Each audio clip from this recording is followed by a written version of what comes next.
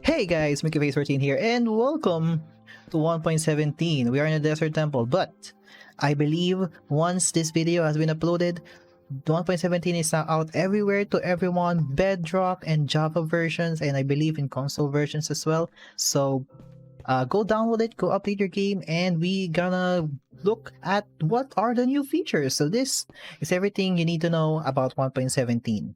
The Caves and Cliffs update, part 1. Now, I'm gonna just clarify something because some of you might not know what's happening. Why is it part 1? Why is there part 2?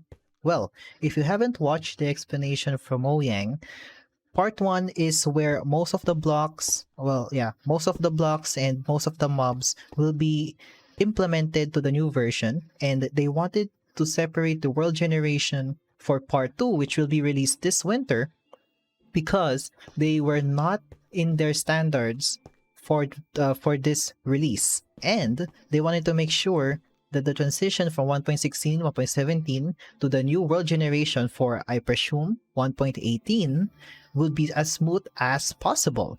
And there will be a lot of changes for world generation and also world height limits and whatnot, so they have to at least remove any big problems for that. So without further ado, let us actually start covering what is new in 1.17. Now let's go underground first. Let's go out of the temple. Let's go underground. I made this little thing right here, just go over that, and here we are. We are here in a normal cave. We have here a new block, and this is a new, underground generation thing. This is what we call an Amethyst Geode. So Amethyst Geode is where most amethysts, or where mainly all the amethysts will be gathered. And we have here some new blocks. This block, this block, this white block, and the amethyst block. And they have awesome sounds too. Right? Look at that. It's like chiming. It's really low, but like you can still hear it. So we have here a room for all of the blocks. We have here the block of amethyst, which can be crafted from amethyst shard. We're going to talk about how we get amethyst shard later.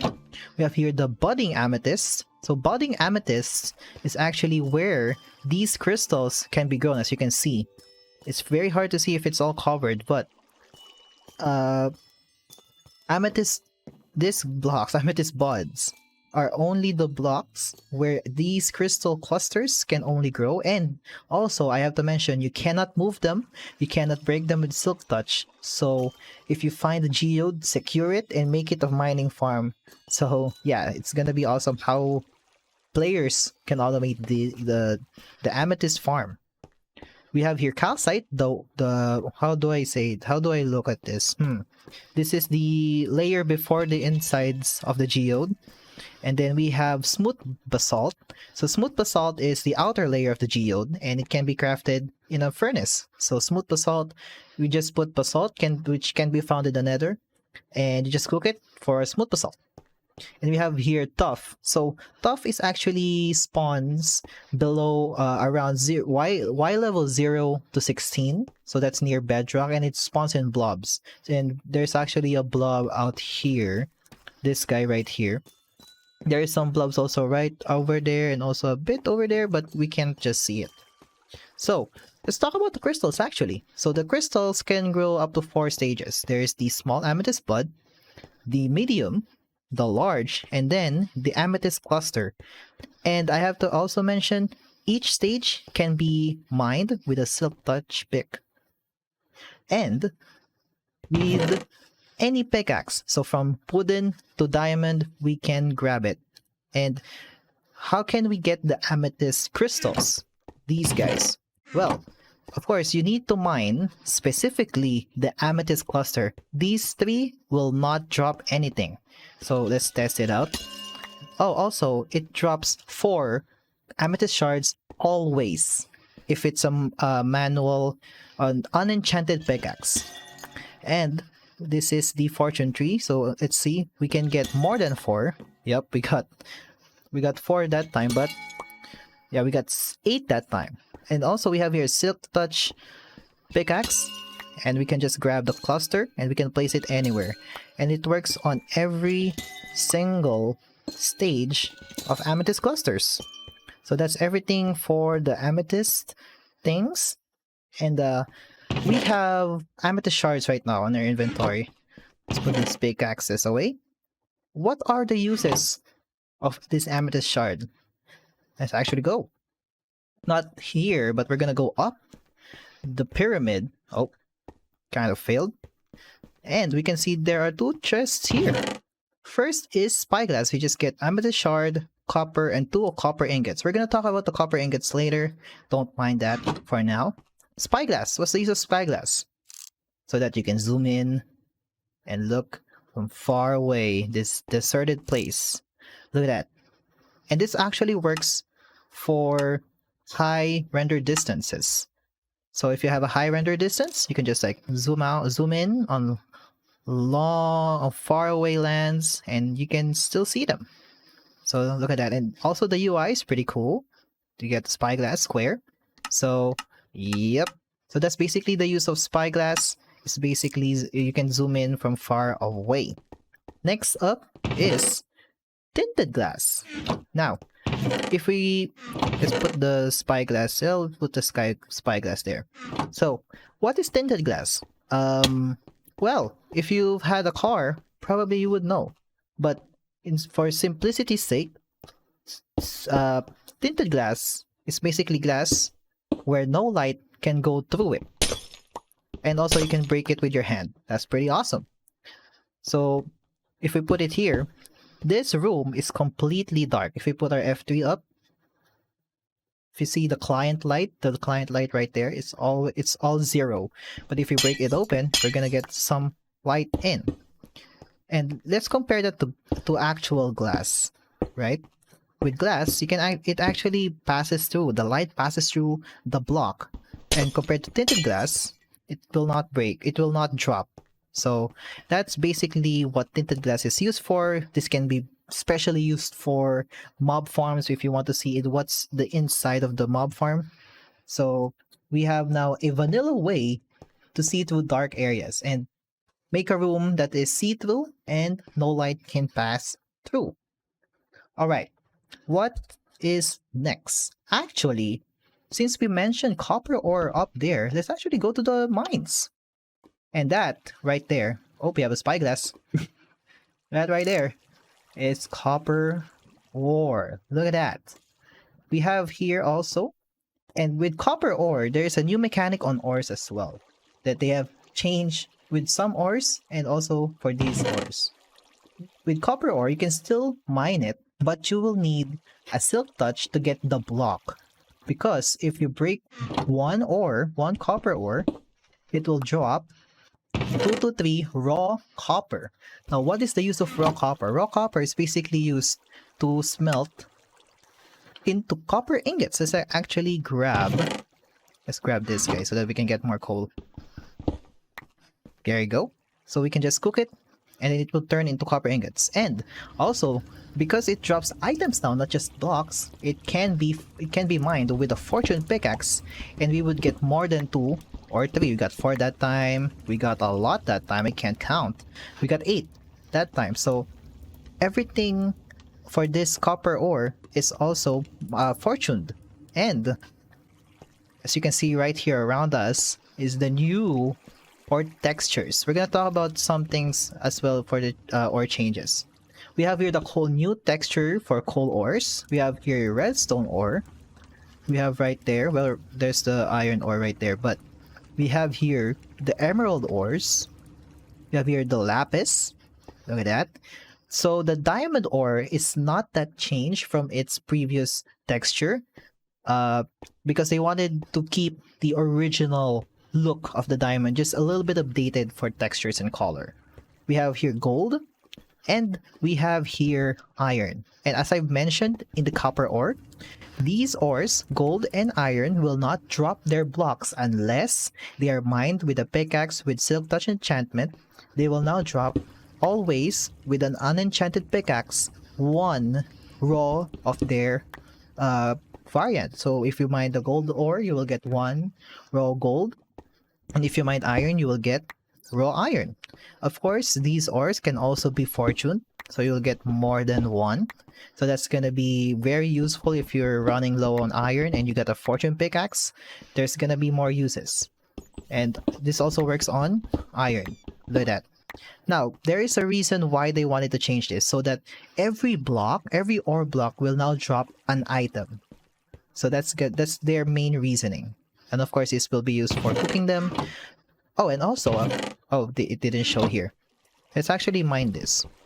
Because, let's mine the rest of these. We don't have a crafting table here, but we can craft blocks of raw ores. So there's a block of raw gold, block of raw iron, and we don't have a crafting table here, so let's just give ourselves a crafting table. I forgot about that, so sorry. And we got raw copper ore. Let's actually drop these so that we can actually see it here. So this is the iron. Looks like a raw chicken nugget, chicken things. We got the gold. Looks like fried nuggets. And we have here raw copper, which I can't really decide what it looks like. But it all looks cool.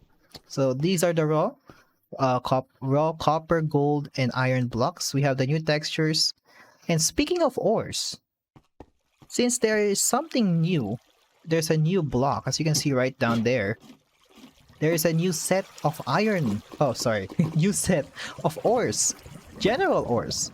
So this is all the Deepslate Ores. Deepslate Ores is basically ores that spawns near the bedrock, because these guys, these blocks right here, the Deepslate actually only spawns near bedrock. So, of course, every ore has a Deepslate version: the iron, copper, lapis, gold, redstone, emerald, diamond, and coal. And I have verified that every single one of these can spawn on Deepslate blobs.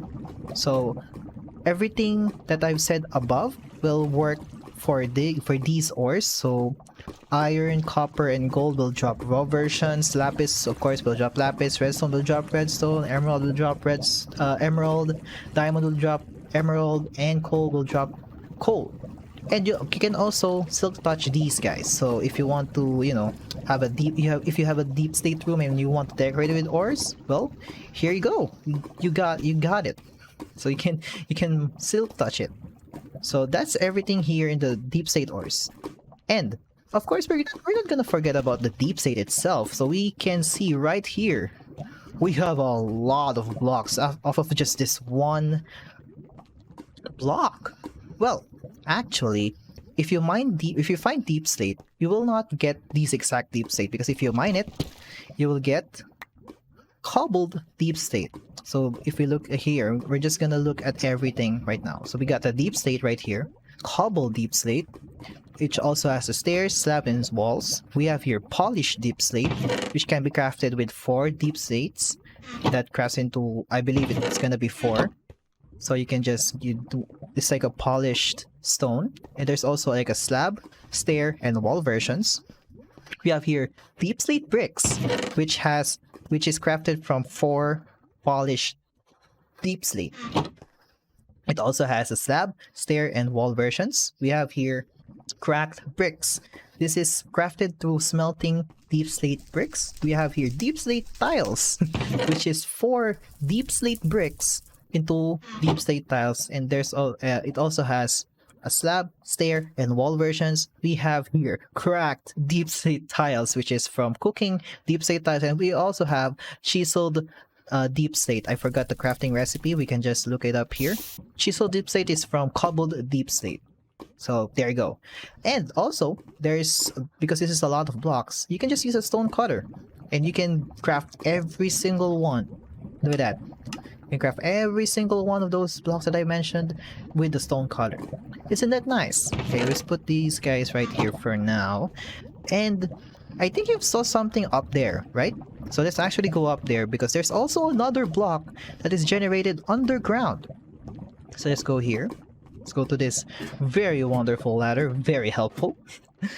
This is Dripstone. Oh yes, Dripstone. So Dripstone actually Dripstone actually generates underground randomly. So in any cave, you can just see these patches of dripstone. And there's a lot of things interesting on this dripstone. Now, as you can see right here, this dripstone, sorry, we're gonna explain it first. So the stalactites are dripstone that grows from the top going down, and stalagmites are dripstone that goes upwards. Okay, that's gonna be it. We're just gonna explain that. That's it. So as you can see right here, stalactites. Did I say it right? Yes, stalactites.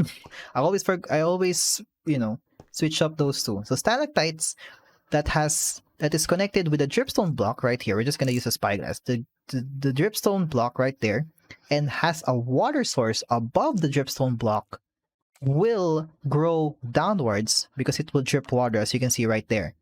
And it will also grow stalagmites from where it is dripping. And of course, I have to mention this. If you fall onto a stalagmite, you will get hurt. And if I say you will get hurt, I mean it. You will get hurt. The higher you fall, so the higher the height you fall onto a stalagmite, you will get hurt more. And there's also another mechanic. Let's actually let's break this guy.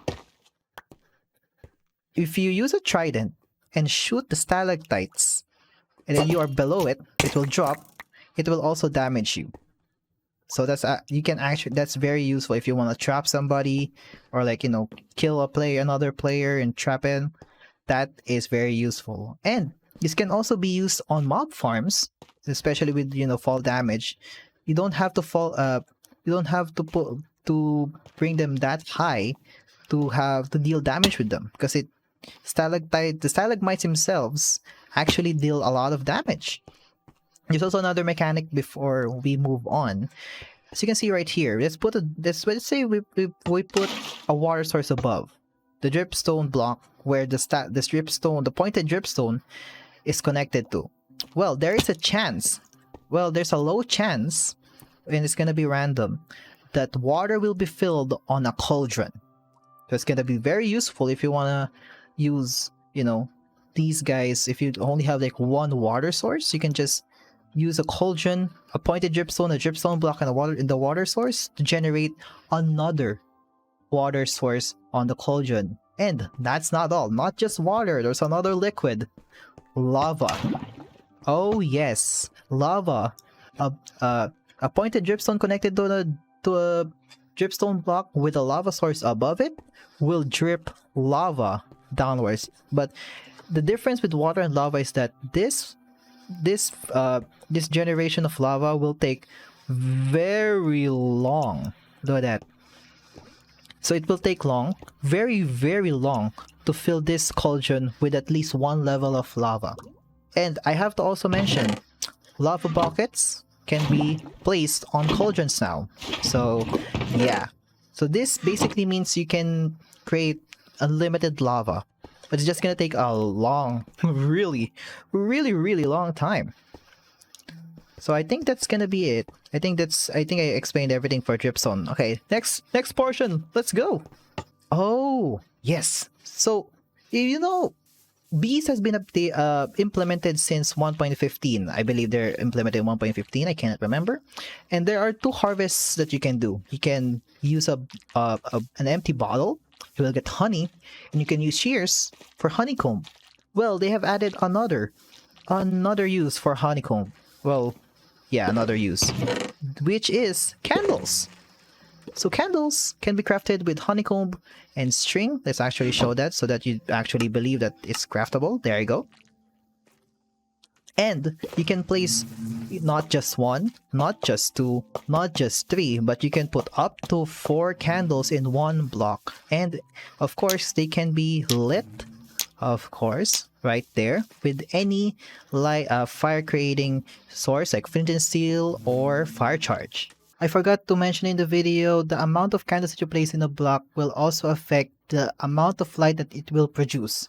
So 1 will have the lowest amount of light it will produce, and then 4 will have the highest amount of light that it will produce. And of course, it's not just candles, not just regular old candles. You can also craft colored, or dyed candles. Look at that. is also get a black. So you can, you know, light them up. And also, here's a cool trick that we can use. You can put a candle on a block, light them up, and you can break the blocks below it, and it's now a floating candle. Look at that. And also, there's another feature of a candle. You see these cakes? You can place a candle, only one candle, and you can just light it up, and you can just say happy birthday. Right, B? Oh, yes. Oh, let's put these guys back, actually. And let's move on to the next portion, because this is only candles. And this is actually pretty cool. I'm not sure if they will run out of wax, of course, so I have not confirmed it yet. Okay, so let's move on. Next is, we're gonna get chilly, because we are here on a very snowy place. And we're gonna talk about powder snow. Oh, powder snow is gonna be very interesting, because if we look here, this is snow, and of course, this is powder snow. Now, powder snow can only be placed using a bucket. So that's going to be a pain. And also, it does not stack. So that's going to be a problem for those who are like looking for collecting, you know, powder snow. And with the powder snow, there's a new mechanic. As you can see here, it's really hard to distinguish snow and powder snow, especially if you're not looking hard enough. So powder snow, and like of snow, you can actually fall into. And there's also a chilling effect, as you can see right here. So after a few seconds being submerged in powder snow, your player will actually shiver right there. You will have damage, and you cannot get up actually. So to prevent this, you need to wear any pieces of leather, armor, and can also go up of the powder snow if you have leather boots. So with leather boots, you can actually walk over the powder snow very easily with no problem. And if you ever get stuck in, if you don't have, let's say, a leather boots, let's say you have a leather leggings, you will prevent freezing if you're submerged in powder snow. Now there's a big question about this, of course. How do we get powder snow? Well, if you are in a biome that is snowing when it rains, and you have a lot of cauldrons, and I mean a lot of cauldrons, you will need a lot of cauldrons, because there's a random chance that one of these cauldrons will get filled by one layer of powder snow when it is raining. So good luck with that, because it's gonna take a long time actually to get at least one block or one bucket of powder snow. As you can see, I actually placed this one right here so that you can see, you know, what it looks like. Let's actually see if there's like anything going in here. Looks like it's gonna take us some time, so we're not gonna wait, because this video there's a lot of things that I have to cover. So, oh boy, let's actually clear the weather. And let's put these guys back here. I'm gonna take a bit of buckets. Alright. Next up is other uses of copper. Because there's copper ore and there's no copper ingots, and the only use that I've mentioned is Spyglass. Look at this. Oh, sorry, it's dizzying. There's also another use, which is lightning rods. Now, as the name suggests, it's basically a block that attracts lightning. So let's actually turn on the thunder. Look at that, it's raining. So sorry if the video quality, look at that, there are particles. And when lightning strikes, let's wait for any lightning to strike to this block. It might take some time because, you know, RNG and stuff. But there you go. When lightning strikes, it will emit a redstone signal to a nearby block. And lightning strikes will be attracted to this block, I believe, if I remember correctly, two chunks away from the chunk where the lightning rod is placed. So yeah, it has a really big range, so it is very useful if you have like a wooden roof and you wanted to protect that wooden roof. Lightning rod is basically your lifesaver. Now, well, lightning rods are not the only thing that is copper is used. There's also blocks. Of course, there are blocks. Copper block. Copper block is crafted with 9 copper ingots. And of course, cut copper is crafted with 4 copper blocks on a crafting grid. And of course, cut copper stairs and cut copper slabs can be crafted from cut copper. And these 3 blocks can also be crafted on a stone cutter, so that it's much easier to craft. Now, there's also a very, very interesting mechanic with copper blocks. These blocks are actually wax. What is wax? What does wax mean? Waxing a block, the copper blocks, is actually used to prevent oxidation right here. So in oxidation, randomly over time, over a long period of time, copper blocks will get oxidized. So there's actually 4 stages. So there's this normal. This is the normal stage. There's the exposed. This is the first stage of oxidation. We have weathered, which is just a little bit of orange peaking. And we have the fully oxidized blocks, which turns copper blocks from this orange-brown looking block into a green. So this basically shows the age where copper was placed. So if you see like a weather, like, oh, it's been a long time since I placed this block. And with arc oxidized, you'll be like, oh, this is a long time ago. And yeah, it actually takes like a few Minecraft days. Like maybe, I believe, well, from what I have researched, it's going to be 30 to 40 Minecraft days per stage. So that's going to be a long time before like a copper block gets oxidized. Now, with, as I've said earlier, honeycomb is actually the what is used to prevent oxidation. So let's say you want to build like a pathway, and you want to preserve this pathway of copper blocks, right? So to prevent oxidation, you just have to right click every single one. So it uses actually 1 honeycomb to wax a block. And if you have waxed the block, you can actually mine it, and you can see, and as you can see, there is wax copper, block of copper. So there's a difference for that. So you can see if it is wax or not. Now, what if you don't want to wax it? You want to remove the wax off the block? You just use that. You just get an axe and just right click it, and you will see the white particles, and that block is now just a normal block.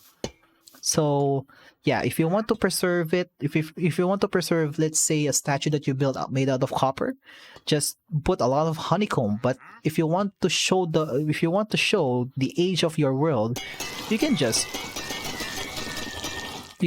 like leave it on, and it will oxidize over time. And yeah, it will turn into green. And also I have to mention, it is not only the normal blocks that you can wax. You can also wax the exposed, the weathered, and the oxidized. So these blocks are actually wax. So it prevents oxidation as well. So I can actually showcase this, guys. Now we're done with copper, because that's everything copper has to offer right now in this update. Next is actually the plants that was gonna be a part of the Lush caves, which is one of the biomes that is technically moved into the part 2 of the Caves and Cliffs update. Now, the blocks on those cave biome, and on that cave biome, so sorry, can actually be obtained through survival for wandering traders. I am really hard to speak right now. We have here the moss block, the rooted dirt, and the small Dripleaf. It's actually, you can actually just trade it with this guy. So we got the moss block. Let's grab some. We have here the rooted dirt, which is really awesome as well. And let's grab some small Dripleafs. It's actually really cheap. Now, there's gonna be some mechanics. Let's actually get the bone meal right here. Let's actually grab those guys too. All right. So one of the things that has been added in the Lush caves for Lush caves is actually a lot of plants. Now, to get those plants, you have to trade from this guy, from a wandering trader, or you can also grab it from shipwrecks, a moss block. You can actually get it from shipwrecks. Just place it on the ground. I believe, yeah, you just have to place it on the ground, so you can see right there, and you just press right click with a bone meal. You will get most of the things that you will want. Oh, also, bone mealing a moss block can actually, bone mealing will now have a sound. So look at that, really crunchy. Look at that. And it also spawns 2 of the saplings that we actually want. So these are the Azalea. Oh, it's Insta Break. Okay, didn't know that. Insta Break. Okay, Azalea and Flowering Azalea. Now these blocks can actually be bone mealed so that it will grow into a fully fledged tree. It's actually, we can just right click that. Look at that. That is an example of Azalea tree. Actually, we can, so I'm just going to show you that the flowering version can also be used for an Azalea tree. Now, once you bone meal an Azalea tree, you can actually also get something on below it. Can't speak today, I'm so sorry. I don't have an axe. But if we break this dirt, so you can see right there, that is actually a rooted dirt. So that's that we actually traded earlier. So just to show you guys that this is actually a rooted dirt. This is a rooted dirt. So, yep. Now there's actually something that we can actually use this rooted dirt for. If you have a rooted dirt and there's a space below it, you can just right click it and you will get this guy. This, I think we need to use a shear. This is actually a hanging root. It's actually really big, wow. Which is the hanging roots. So you can place it anything on any block, on any bottom side of the block. Yeah. So that's actually how you get hanging roots. This is actually for aesthetics mostly.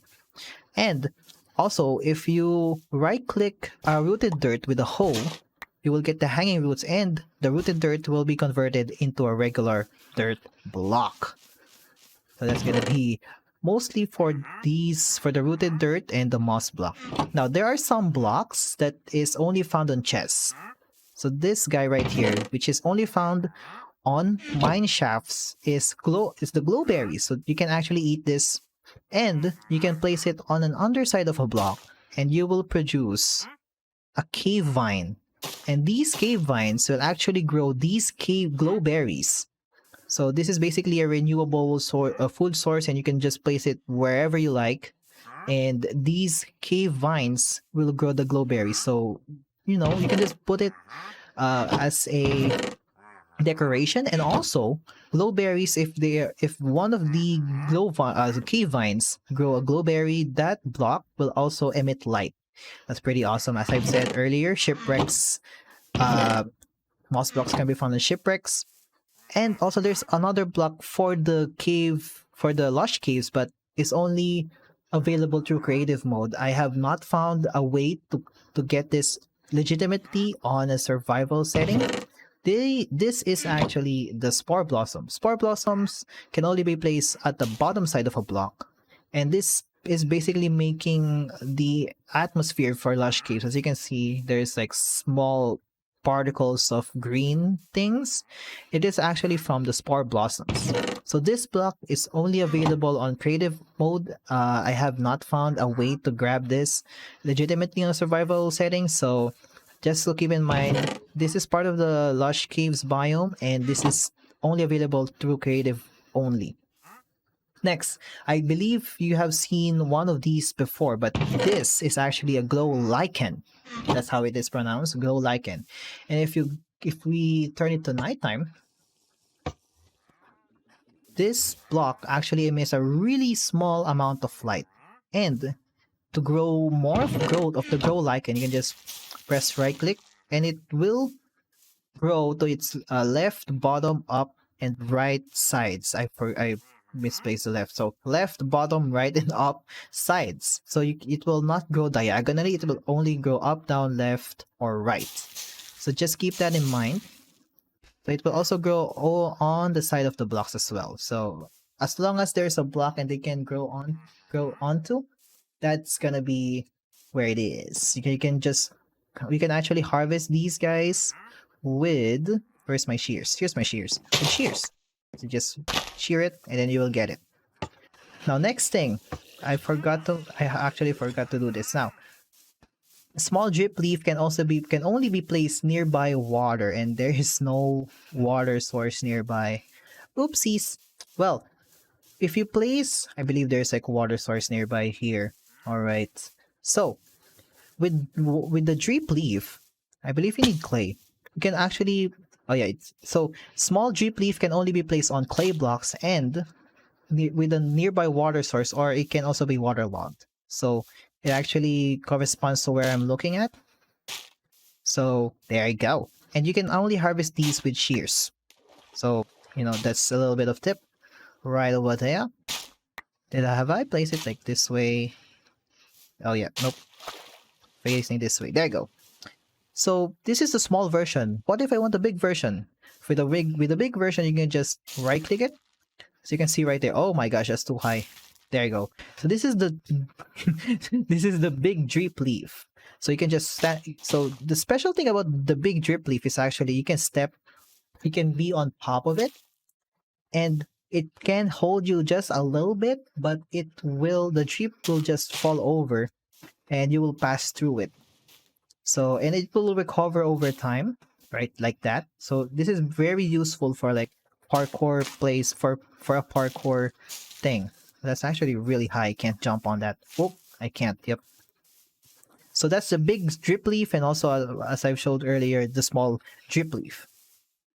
So that's everything. That's every plant that has been added from the Lush Caves. You know, it was supposed to be put on Lush Caves. All right. Next section. Oh, we're gonna go on for the mobs. Oh boy, we are underground because these two mobs that I'm gonna show you guys is only found on underwater caves or underwater lakes or underwater bodies of water. So first up is the glow squid. This is actually the mob vote winner. So this is what the audience voted for.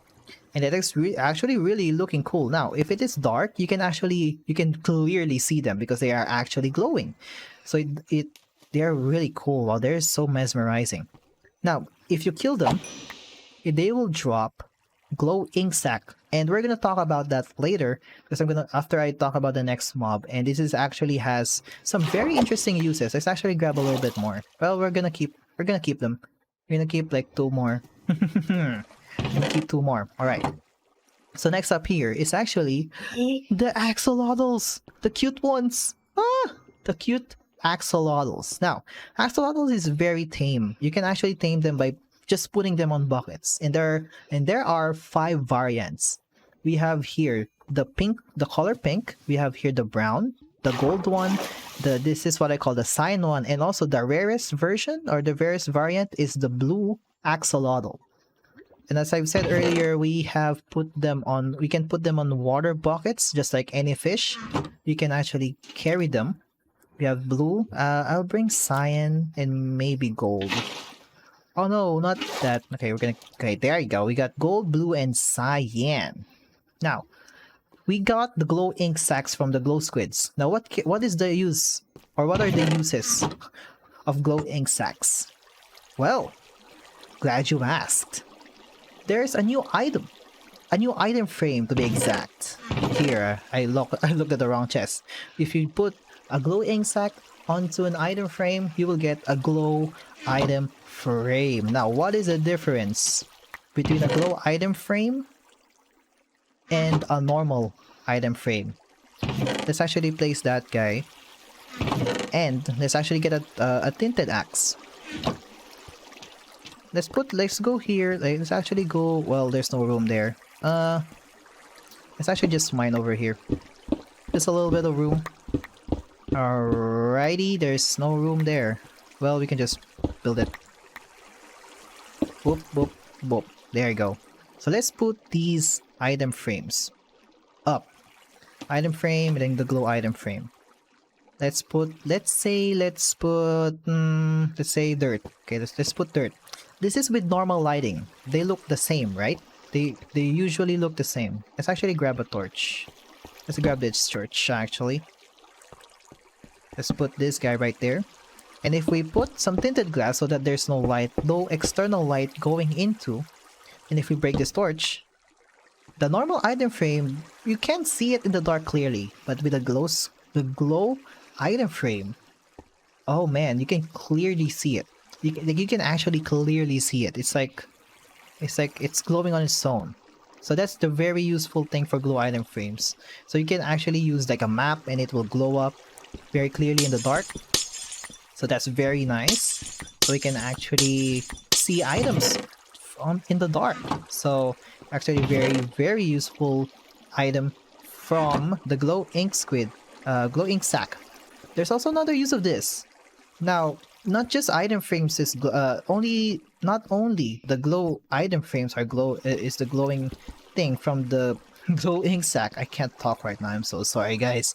But we have here no, not item frames, signs. So you can actually right-click signs, and it will light up. Let's actually grab. Yeah, we got the tinted glass right here. Let's break this first. Oopsies. So if we cover them up. Oh, so you can see it's really dark in there, right? There's no light coming in, but you can still see the text right there. I can spyglass, but I guess it's gonna be too zoomed in. Yep, but I mean you can see it, right? So that's the use for glow ink sack. Now, what if you want to remove the the glowing text? Well, I'm glad you asked. There is a way. You can just right click with an ink sac and you'll just remove the glow ink sac, and basically it just negates the glow ink sac. But it's really cool. Remember, read the signs, always understand the signs, and just do it. Okay, since we're in a really cool mineshaft, there's also a small change for mineshafts. As you can see right there, let's use the spyglass, is very useful. Floating platforms on a mineshaft can now be it's now generated with chains connecting it to a rooftop. As you can see right there, it's now connected to the ceiling, not a rooftop, I'm so sorry. And it also can generate with posts going down, so it's now a bit more realistic. It's not just like a floating piece of plank connected to like a cave or whatnot. So that's a really good change right there. It's really cool. Let's grab this armor actually, because we've finished talking about the glow squid. Let's talk about the cute little axolotls. Let's put these armor on first. Oh yeah, okay. Now, axolotls actually will attack any aquatic mobs, but except for the turtles and the dolphins. Let's actually put a lot of junk away. Alright, so let's actually jump right in. Let's put gold. Oh, I have to. Let's put gold, blue, and cyan in here. They will attack a tropical fish. Yep, there you go. Rest in peace. We're gonna put the cod, and also we're gonna put a salmon. Oh, they only hate tropical fish. And I believe pufferfish as well? Oh, no. So their effects on the pufferfish is actually they can make pufferfish puff up. There you go. Look at that. They can make pufferfish puff up. Look at that. It's now puffed up. Oh no, not blue. It's like my most precious one. I have to kill this guy. I'm sorry. And also, there's also another way. Let's actually put the turtle and dolphin so that we can show that turtles and dolphins will not get affected by axolotls. There's also another very interesting mechanic for axolotls. Now, these guys are actually tame because I have put them in a bucket. Now, let's say I have a drowned. Oh, so sorry, it's not on easy. Let's place a drowned. Now, if I attack this drowned, oh, I'm too strong. I have the effect. I'm so sorry. Oh, no, clear. There you go, clear. Oh, I'm drowning. But if we put a drown, oh, there you go. They will attack the drowned. Like that. And they once I kill an enemy that they're also attacking, they will give me a temporary regeneration. And also, if they are being attacked by an enemy, go attack him. Go attack him. Noise. Wait, did that guy die? So they will actually stall like that. They will stop moving and they will regenerate their health. Look at that. They will stop until they regenerated enough, and then they will attack again. But oh no, you killed blue and gold. No, stop.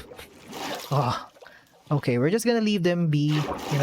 We're gonna turn on peaceful again, so that there won't be any more animals hurt on this showcase.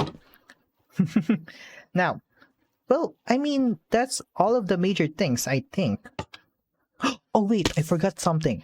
The most important mob that had been added to this game. Goats! We have goats! Oh yes, so goats actually spawn on the mountains. Not this. This is actually a snowy...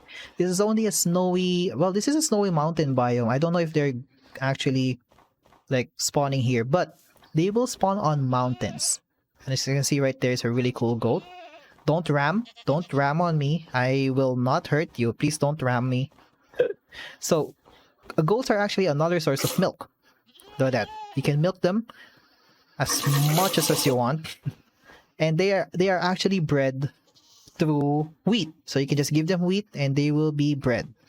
And they can be bred and they can reproduce. And they actually have no drops. So if you kill them, they have no drops. Same as axolotls. Alright? Actually forgot to say, axolotls can be bred with fish, raw fish, except pufferfish and tropical. So only raw cods and raw salmon. Look at that. They jumped. They jumped. Yep. So that, and also there's also another mechanic with for them. If you guys remember the powdered snow, they will actually avoid powdered snow. So if they can see a powder snow, they will avoid powder snow. So they're very helpful if you're like scaling the mountains for part 2 of the update. You can just, you can just follow them because they are only walking on non-powdered snow blocks. So yeah, that's gonna be everything for the goats. Oh wait, they also ram mobs, and creepers will stay away from them. So yeah, creepers will not mess with them. So oh yeah, so they can just be like your protectors in the mountains. So that's everything for the mobs. There's only 3 mobs added for part 1. So yeah, we're gonna go for, actually next up is the general changes. We'll go back to the, we'll go back here to the portal. We'll actually go behind the portal so that we can talk about the general changes. I actually throw the buckets away. General changes, general gameplay changes.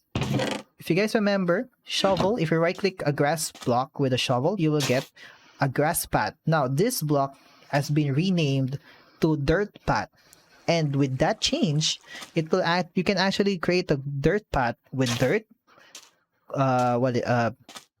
coarse dirt, podzol, and mycelium, because before you can only make them through grass paths. So that's a really good change. I really like it. Let's put some things here.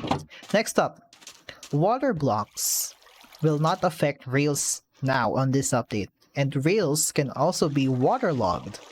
So if you try to remove like a lot of rails, or if you like accidentally put a water source and all of your rails has been destroyed, it will not be like that on this update for 1.17. So yeah, I don't know if this is a good or bad thing, but I mean this is a really good thing because rails is very painful to place. And also, since rails now can be waterlogged, you can actually place a minecart and you can ride minecarts underwater.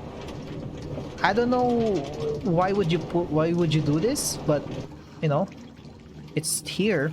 There's that. Next another general change, texture changes for compass and clock from so that it would be aligned with the Java texture changes. So it's now updated. Look at that. As well in the creative menu, it's now changed. Also another change is actually the back side of the paintings. It's now been updated because before it has not been updated. So it still has like the old texture.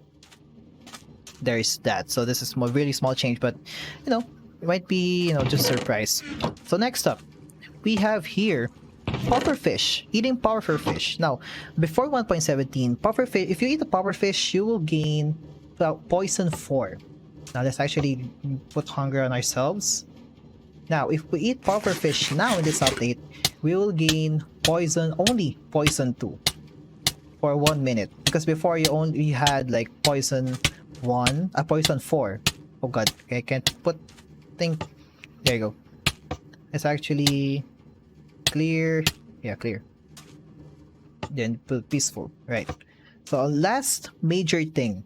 Now this is a bit of a technical change, but everyone should know about this because you know, they might be using third-party launchers instead of the default launcher. Minecraft 1.17, it's now using or requiring you to have Java 16 in your system. What does that mean? For those who are using default launchers, you are all fine and dandy. No need to change anything for your launcher. No need to download anything because the launcher will immediately download the required Java version for your Minecraft version. So if you download 1.17 on the default launcher, it will automatically download Java for you, and it will use that Java version, the correct Java version, by default. So you don't have to think about it. Now, for those who are using third-party launchers, you have to set it up just a little bit. Now, I don't have the time for this video to explain to you how, but there are a lot of YouTube tutorials about setting up Java. So I believe you just have to download Java 16 from the official download site, and you just have it install and then type a lot of arguments in your launcher. So I am not that good with that. So you can just search for tutorials on YouTube. But I have to explain this because in the future, when modding is gonna move from 1.16 to 1.17, they're gonna have a bit more tools with having Java 16 instead of Java 8. I know they jumped 8 versions, but it's also surprising that Java already has Java 16. So that is everything, and I mean everything, in 1.17. Comment down below if I missed everything. I mean, I recorded this like days before the actual release, so yeah, because this is in pre-release 4, and there has been a lot of bug fixes since I posted the pre-release 1 video. So yeah, so right now you can just download it on your launcher. Just put your profile in the latest release and it will be 1.17, and you're good to go once you've downloaded and launched the game. So I hope you guys enjoyed this video, and I hope you enjoy Minecraft 1.17 because this is a lot of content.